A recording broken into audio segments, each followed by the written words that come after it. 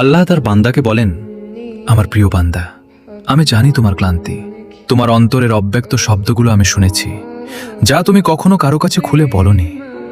যখন তুমি চুপচাপ একাকী কাঁদতে কাঁদতে বিছানায় লুটিয়েছিলে, তখন আমিও তোমার সাথে কেঁদেছি। তোমার চোখের জল আমার চোখে পড়েছে, তুমি থামনি, চলতে থেকেছ। আর আমি তোমাকে ধরে রেখেছি, যাতে তুমি শুধু আমারই দিকে ফিরে আসো, শুধু আমার কাছে থেকে আশা করো। যখন মনে হবে পরপরই ভুল হতে থাকে, তখন মনে রেখো আমি আছি। আমি অবশ্যই তোমার উপর ভরসা রেখেছি। হয়তো তোমার মন দুর্বল হবে, তবুও তোমার সেই ঈমান আমাকে টানে। তুমি যতই শান্ত থাকো, আমি ততই তোমার কাছাকাছি আছি। শুধু একটু ধৈর্য ধরো, একটু বিশ্বাস রেখো।